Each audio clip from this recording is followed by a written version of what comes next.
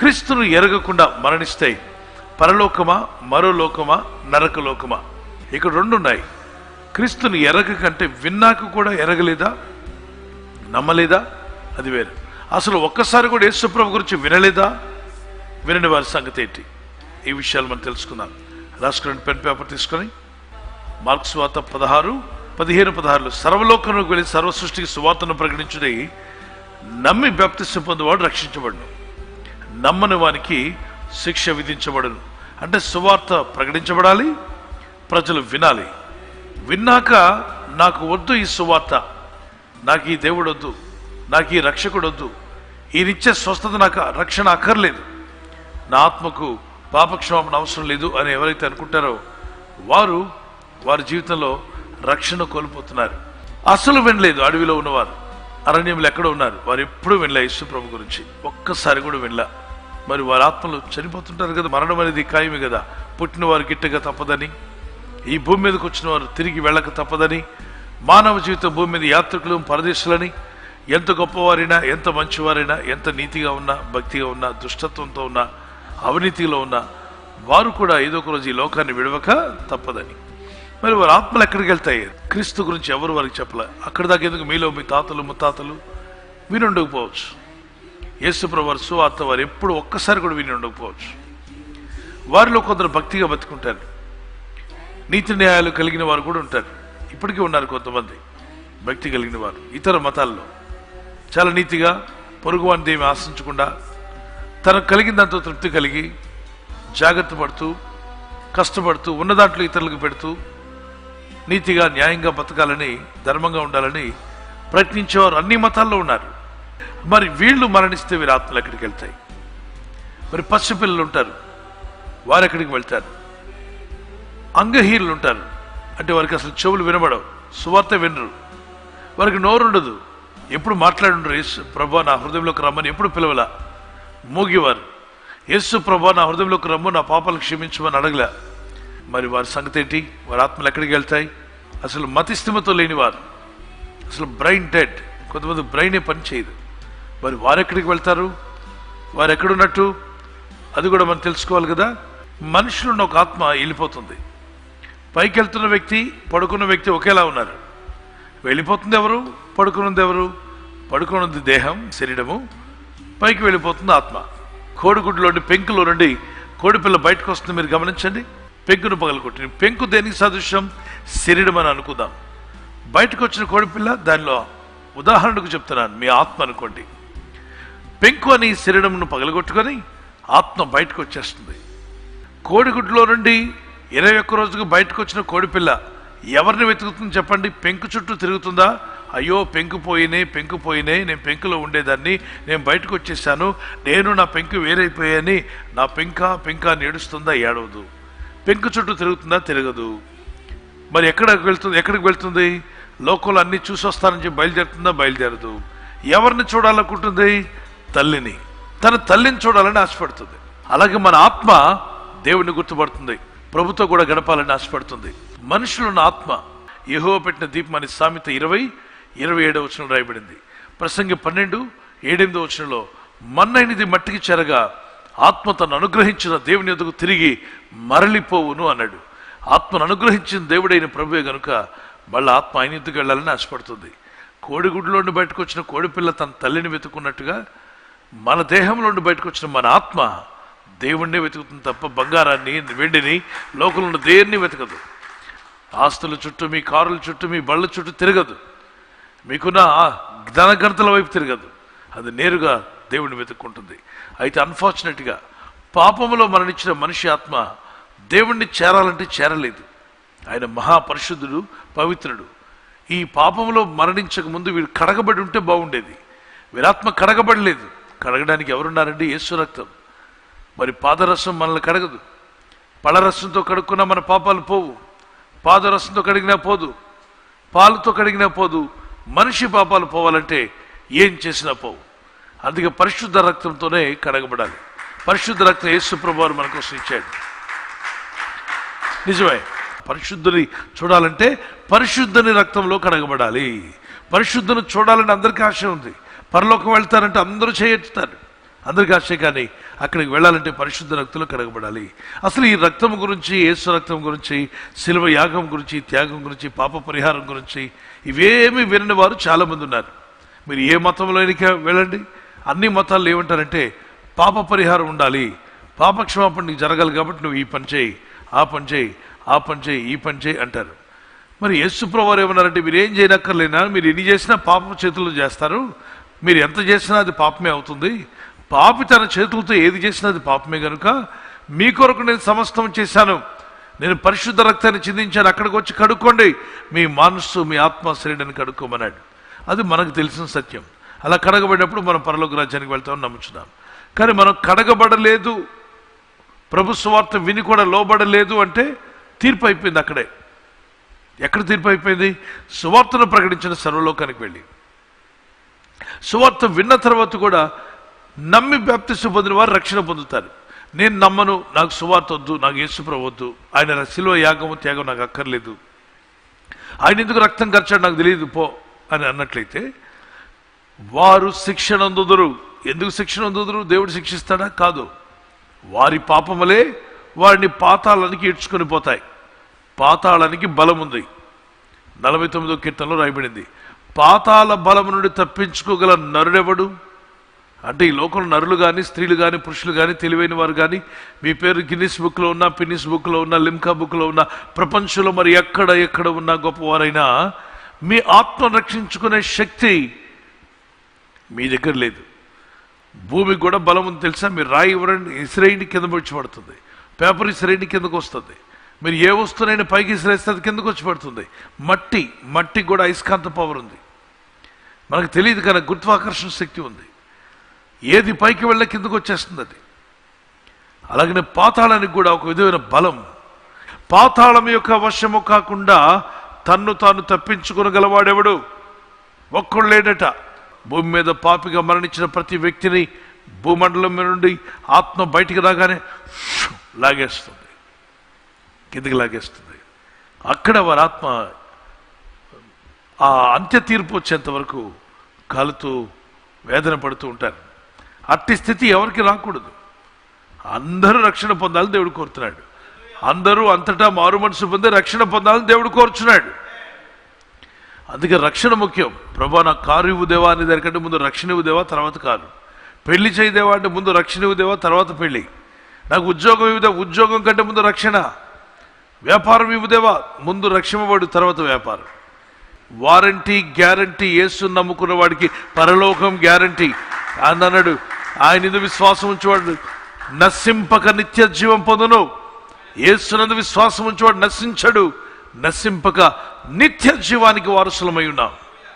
ఇప్పుడు ప్రభుని అసలు వినలేదు, సువార్త వెళ్ళలేదు, నరకం గురించి వెళ్ళా, పరలోకం గురించి వెళ్ళా.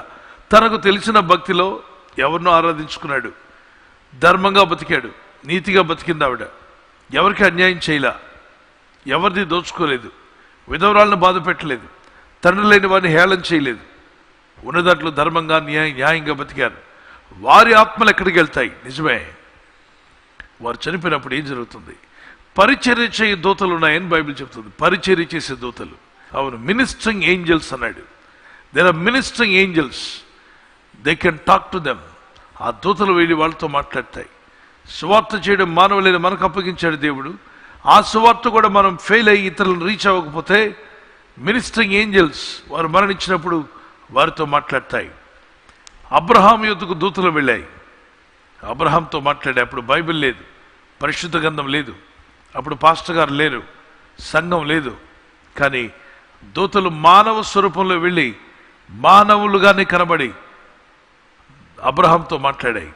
లోతు కుటుంబం, సొదొమ గొమొర్రా అనే పట్టణాలు పూర్తిగా పాపంతో నిండిపోయి ఉండగా ఆ పట్టణాల్లో, సొదొమ గొమొర్రాలో 10 మంది నీతిమంతులు కూడా కనబడలా. దేవదూతలు వెళ్ళి చూశారట ఎలా ఉన్నాయి పట్టణం అని. మనిషి రూపంలో వచ్చాయి దేవదూతలు, మనుషుల రూపంలో దేవదూతలు సంచరిస్తారు. వారు వెళ్ళి చూసినప్పుడు లోతు భార్య బిడ్డలను ప్యాకప్ ఎవ్రీథింగ్, మీరు కాలిపోద్ది పట్టణాలు, మీరు వెంటనే వెళ్ళిపోవాలని ఉన్న పలంగా ఊరు వెలుబడికి తీసుకెళ్ళిపోయాడు దూతలు. అంటే దూతలు అలా లేపుకొని తీసుకెళ్ళిపోతాయా? ఎస్, దేవుని బిడ్డలారా, దూతలు అక్కడ పరిచర్య చేశాయి. అబ్రహాం దగ్గర పరిచర్య చేసే మినిస్టరింగ్ ఏంజల్స్ అన్నాడు. పరిచర్య చేసే దూతలు వాళ్ళు. దేవుడు వారిని పెట్టిందే పరిచర్య చేయడానికి. ఈ దూతలు లాజరు చనిపోయినప్పుడు కూడా దూతలు వచ్చి ఈ లాజరు చనిపోయిన భక్తుడు పాపం పేదవాడు, దూతలు వచ్చి లాజర్ని తీసుకుని వెళ్ళాయి. అప్పటికి లాజర్ ప్రభు నమ్మలేదు. మీకు తెలుసా, యేసుప్రభు రక్తం ఖర్చబడలేదు, యేసుప్రభు రక్తంలో కడగబడలేదు. కానీ ఉన్న దాంట్లో భక్తిగా ఉన్నాడు, ఉన్న దాంట్లో నీతిగా ఉన్నాడు, ధర్మ కార్యములు చేసేవాడు. ఆయన దగ్గర ఉన్న దాంట్లోనే పెద్ద ధనవంతుడేమి కాదు, ఉన్న దాంట్లో నీతిగా బతికాడు. లాస్ట్కి పేదవాడు అప్పుల పాలైపోయాడేమో, ఏమీ లేదు. కుక్కలు వచ్చి కురుపులు నాకుతున్నాయి. కష్టపడ్డాడు పాపం, జీవితంలో కష్టపడ్డాడట. అక్కడ యేసు నమ్మాడు అని రాయిలా, భక్తుడు అని రాయిలా, కానీ ఉన్న దాంట్లో నీతి న్యాయాలుగా బతికాడు. దూతలను పంపాడు దేవుడు అక్కడ. ఇది ఉపమానం కాదు పిల్లలు, ఇది ఒక జరిగినటువంటి హిస్టరీ. చాలా మంది కష్టజీవులు ఉన్నారు మన దేశంలో, మన రాష్ట్రంలో, మన ప్రాంతంలో కష్టజీవులు ఉన్నారు. వారు భూమి మీద అంతా కష్టపడ్డారు, ఉన్న దాంట్లో ఎవరికి కీడు చేయకుండా బతికారు. వారు చనిపోతున్న దేవుడు వదిలేస్తాడా అంటే ఒక లోకం ఉంది. ఇది పరలోకం కాదు, ఇది మరొక లోకం. నీతిగా న్యాయంగా బతికి యేసు గురించి విననివారు, సువార్త విననివారు, పాత నిబంధనలు యేసు ప్రభువు రక్తం కార్చక ముందు అనేక వేల సంవత్సరాల క్రితం ఉన్న మనుషుల్లో నీతి న్యాయం ధర్మం కలిగిన వారు చనిపోయినప్పుడు ఈ పరిచర్య దూతలే వచ్చాయి. వారి ఆత్మలను ఒక స్థలానికి తీసుకువెళ్ళాయి. అది పరదేశు అని చెప్పొచ్చు, లేదంటే అబ్రహాం ఒడి అని పిలువబడుతున్న స్థలం, బోజమ్ ఆఫ్ ఏబ్రహాం అన్నారు. అదే సమయంలో ధనవంతుడు చనిపోయాడు. ఇద్దరికీ యేసు గురించి తెలియదు. ధనవంతుడు ఏం చేస్తున్నాడు, రోజు సుఖపడుచుండేవాడు, దేవుని యందు భక్తి కలిగిన వాడు కాదు. ఇతను సుఖపడుచున్నాడు. ఇతను మరణించినప్పుడు నేరుగా పాతాళానికి ఆత్మ వెళ్ళిపోయింది. పాతాళానికి ఆత్మ వెళ్ళిపోయింది. కొన్నేళ్ళు ఇంటికి వచ్చిన ఒక మనిషి రూపంలోనే వచ్చి మాట్లాడింది ఒక దూత. మనిషి రూపంలో వచ్చి, కొన్నేలి నీ ప్రార్థనలు వినబడ్డాయ్యా, నీ భార్య బిడ్డలతో రోజు ప్రార్థన చేస్తున్నావు, నువ్వు చేసే ప్రార్థనలు ధర్మకార్యాలు నీతి కార్యాలు పరలోకానికి చేరాయి. అప్పుడు ఆయన యేసుప్రభు నమ్మలేదు. మీకు తెలుసా, యేసుప్రభు నమ్మని ఆయన ఇంటికి దేవదూతలు ఎలా వచ్చాయి? అతను భక్తి కలిగిన వాడు, దేవుడి దగ్గర ఎంతో కొంత భక్తి కలిగిన వాడు. యేసుప్రభు అంటే ఆయనకి ఇంకా వినలేదు కాబట్టి తెలిసిన భక్తి చేస్తున్నాడు. రెండవది, అతను భార్య బిడ్డలతో పాటు భక్తిలో కూర్చోబెట్టాడు భక్తి కార్యక్రమాల్లో.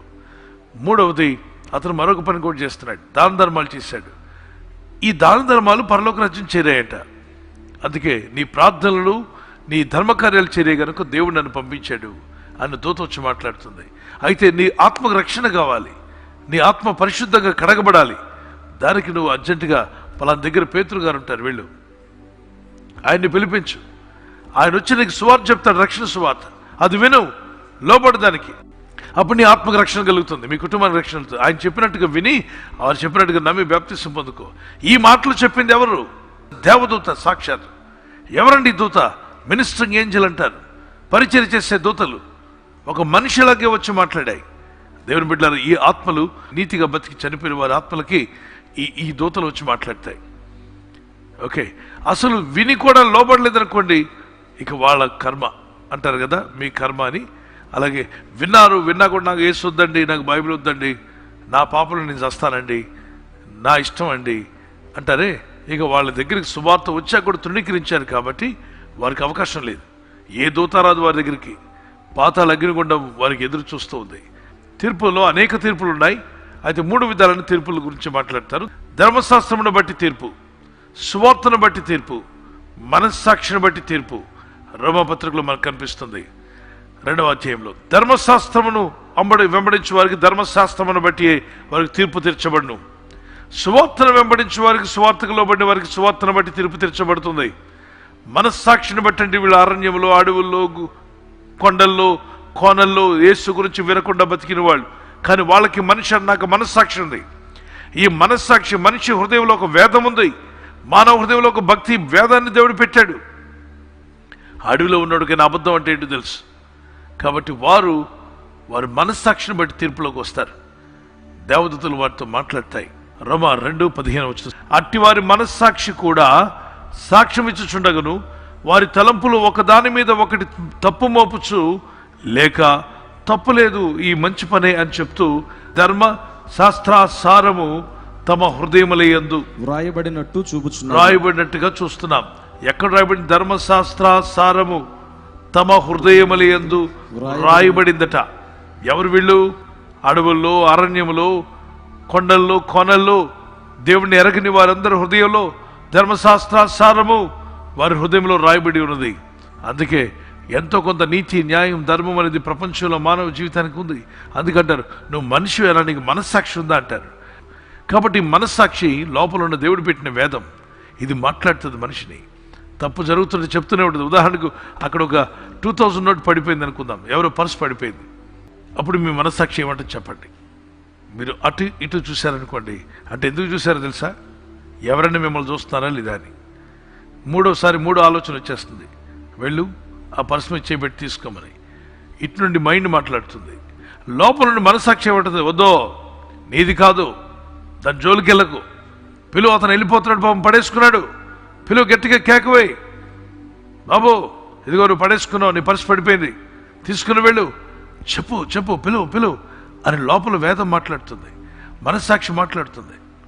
కానీ మనసు అంటుంది, లక్కీ ఛాన్స్, అదృష్టం కలిసి వచ్చింది, పర్సులు అన్నీ 2000 నోట్లే, తీసుకో, ఎప్పుడుండో ఇబ్బంది పడుతున్నావు, ఇలాంటివి ఎప్పుడు దొరుకుతాయని తీసుకోమని. అటు ఇటు చూడడం, ఏదో కాలుకు ముళ్ళు కూర్చుకున్నట్టుగా డైరెక్ట్గా నేరుగా వెళ్ళి పర్సు మీద కూర్చుంటాడు. ఎందుకు కూర్చున్నాడంటే, ఎవరైనా ఫ్రెండ్ వచ్చి ఏంటో ఇక్కడ కూర్చున్నట్టే, మీరు పదండి నేను వస్తాను, మీరు పదండి నేను వస్తాను. ఎందుకు కూర్చున్నాడు చెప్పు ఎందుకు కూర్చున్నట్టే, ఇప్పుడే ముళ్ళు గుచ్చుకోలే, పర్సు గుచ్చుకుంది మనసుకి, కాబట్టి కూర్చున్నా. ఆ పర్సు నెమ్మదిగా తీసుకొని దానిలో అమౌంట్ తీసుకునే ప్రయత్నం చేస్తే, అప్పుడు నీవు మనసుకు చెప్పిన మనిషి యొక్క ఆలోచనలు నమ్మావు కాబట్టి దానికి లోబడ్డావు కనుక నీ వెంట్రుకలన్నీ లేచి నిలబడతాయి, గూస్ బాంబ్స్ అలా నిలబడిపోతాయి. నీ లోపల తెలియని భయం వచ్చేస్తుంది. అంటే ఒక పాపం నీలోకి ఎంటర్ అయింది, ఒక దోషం నీలోకి ఎంటర్ అయింది, అది వద్దంటుంది మనస్సాక్షి, కానీ నువ్వు ఎంటర్ చేసావు ఈ కొద్ది నిమిషాల ఆనందం కోసం. చూసారా? అదే మనస్సాక్షికి లోబడి, హలో బ్రదర్ మీ పర్సు పడిపోయి తీసుకెళ్ళండి అన్నారనుకోండి, అబ్బా ఎలా ఉంటుంది చెప్పండి? మీ మనసులో చాలా ధైర్యంగాను, హోందాతనము, నిబ్బరం కలిగిన మనసు, బహు కాన్ఫిడెంట్గా ఉంటారు. అతని పర్సు అతనికి ఇచ్చినప్పుడు అతను థ్యాంక్స్ అండి, థ్యాంక్ యూ వెరీ మచ్, మీలాంటి వాళ్ళు నేను ఎప్పుడు చూడలేదు, చాలా సంతోషం, నా పర్సు పడిపోయిందని తిరిగి ఇచ్చారు, థ్యాంక్ యూ వెరీ మచ్ అని అనుకోండి. మీరు గొప్ప కార్యం చేసినట్టుగా ఫీల్ అవ్వరు? మీ లోపల చాలా ఆనందంగా అనిపించదు? ఈ రెండింటికి ఎప్పుడు ఫైటింగ్ అవుతూనే ఉంటుంది. మనసేమో లోకానుసరిగా తిరగమంటది, ఆత్మేమో భక్తిగా బతకరా నాయన, భక్తిగా బతుకు, ఎప్పుడు కన్ను మూస్తావో తెలియదు, పరలోకం పోవాలి, మన ఆత్మకు రక్షణ కావాలి, భక్తిగా బతకమంటుంది ఆత్మ. మనసేమో అప్పుడే పోలే, ఊరుకో, చాలా ఉంది, మనం ఎంజాయ్ చేయాల్సింది చాలా ఉన్నాయి, తిరగాల్సింది చాలా ఉంది, అనుభవించాల్సింది చాలా ఉన్నాయి అని మైండ్ ఊరుతూ ఉంటుంది, ఊగుతూ ఉంటుంది. దాన్ని కొంచెం ఉయ్యాల మీద దింపాలి. ఎవరిని? మనసుని. మనస్సాక్షి అనేది అన్యుల్లో ఉంది, హైందవుల్లో ఉంది, ఇస్లాంలో, ముస్లిమ్స్ అందరిలో కూడా ఉంది, సిక్ మతస్థులో ఉంది, జైన మతస్థులో ఉంది, బౌద్ధుల్లో ఉంది. ఎవరిలో లేదు చెప్పండి? నాస్తికుల్లో కూడా ఉంది. మనిషిగా పుట్టిన ప్రతి మనిషిలో మనస్సాక్షి ఉంది. ఈ వేదము ఎవరో చెప్తే పనిచేసేది కాదు, దేవుడు నీ లోపల పెట్టి పంపిస్తున్నాడు. మనస్సాక్షిని యేసు రక్తం నూతనపరుస్తుందట. మీకు తెలుసా విషయం? మన మనస్సాక్షిని కూడా పవిత్రపరిచే శక్తి యేసు రక్తంలో ఉంది పిల్లరా. మన సువార్త చెప్పకపోయినా పర్వాలేదు కదా, అయితే మనం ప్రభుదూతలు వస్తారు కదా, ప్రభుదూతలు వచ్చి వాళ్ళని తీసుకెళ్తారు కదా, చనిపోయిన వాళ్ళందరినీ. నో, ఈ సువార్త ప్రతి ఒక్కరు వినాలి. సర్వలోకానికి, సర్వసృష్టికి సువార్త ప్రకటించబడాలి. వారు చనిపోక ముందు యేసు రక్తంలో కడగబడాలి. దానివల్ల ప్రయోజనం ఏంటండి? దానివల్ల ప్రయోజనం వేరే లోకంలో కాకుండా నేరుగా పరలోకంలో చేరే అవకాశం ఉంది. దేవుని స్తోత్రం కలుగునుగా. ఆమేన్. ప్రధానమంత్రి గారిని చూడడానికి మీకు కబురు వచ్చింది అనుకుందాం, ఆయన ప్యాలెస్లోకి రమ్మని. చివరిగా మీరు బయలుదేరి ఢిల్లీ వెళ్ళిన తర్వాత ప్రధానమంత్రి గారి గేట్లో నుండి ఆ ఇంట్లోకి తీసుకెళ్లకుండా ఆయన ప్యాలెస్లోకి మిమ్మల్ని తీసుకెళ్లి పక్కన ఒక షెడ్లో ఉంచారనుకోండి, ఏమైనా ఉపయోగం ఉందా? ఇదేంటి షెడ్, మా ఇంట్లో కూడా షెడ్ ఉంది, అక్కడ ఉండేవాళ్ళం కదా, ఇక్కడికి ఎందుకు తీసుకొచ్చారు? ప్రధానమంత్రి కలవాలంటే ప్రత్యేక పాసులు ఉండాలి. మరి మీరేగా మమ్మల్ని ఆహ్వానించాం కానీ మీరు పాస్ తీసుకోకుండా వచ్చారు. ఆహ్వానం అందరికీ ఇచ్చారు, మరి పాస్ ఎక్కడ దొరుకుతుంది? పాస్ మీ ఊర్లోనే దొరుకుతుంది. మీ ఊర్లో అదో ఒక అతను ఉన్నాడు కదా, అతని దగ్గర పెట్టాం, వాలంటీర్స్ దగ్గర లేకపోతే ఒక ఆఫీసులో. మీరు ఎందుకు వెళ్ళి అప్లై చేయలేదు? అవునా, మరి ఢిల్లీ దాకా వచ్చామండి. ఢిల్లీ వస్తే సరిపోయిందా? ముందు వెళ్ళి మీరు పాస్ తీసుకోవాల్సింది. మీరున్న గ్రామంలో ఆధార్ కార్డు చూపించి నాకు ఆ పాస్ కావాలని అప్లై చేసుకుని లైన్లో నిలబడితే వారు మీకు ఇచ్చి ఉండేవారు. అది తీసుకొని మేము ఇక్కడికి వస్తే పాస్టర్ లోపలికి తీసుకెళ్తాం, కానీ ఢిల్లీ వచ్చిన ప్రతి ఒక్కరిని తీసుకెళ్ళి లోపల చూపిస్తామా అంటారు. అంటే భూమి మీద ఉన్న ఇంత సిస్టమ్ ఉన్నట్లయితే పరలోకం చనిపోయాక పరలోకం వెళ్ళిపోతే ఎవరు వెళ్తారు? వెళ్ళలేరు. చనిపోయాక వెళ్ళాలంటే భూమి మీద మీకు పాస్ ఉండాలి. ఆ పాసే యేసు ప్రభు శిలువ రక్తం ద్వారా మనందరికీ అనుగ్రహించబడినటువంటి పాస్. మారు మనసు పొందండి, నిత్య జీవం పొందుకోండి. యేసుక్రీస్తును అంగీకరించడం ద్వారా ఒక పాస్ మనకి ఇవ్వబడుతుంది. దేవుని బిడ్డలారా, దాని ద్వారా మనం ఏ రోజైనా నిత్య జీవంలోకి చేర్చబడతాం.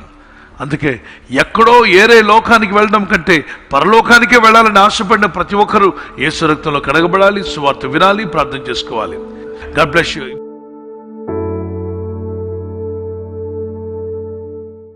ఈ ఛానల్ను మీరు సబ్స్క్రైబ్ చేసుకోవడం వలన 2 పనులు జరుగుతున్నాయి.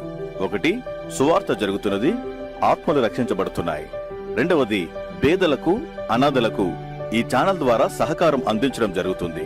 మనం సబ్స్క్రైబ్ చేసుకోవడం వలన అందరికీ సహాయం చేసిన వారమవుతున్నాం. ఖచ్చితంగా ఈ యూట్యూబ్ ఛానల్ను సబ్స్క్రైబ్ చేసుకొని బెల్ బటన్ను క్లిక్ చేయండి. మీకు వెంటనే మెసేజెస్ పంపబడతాయి.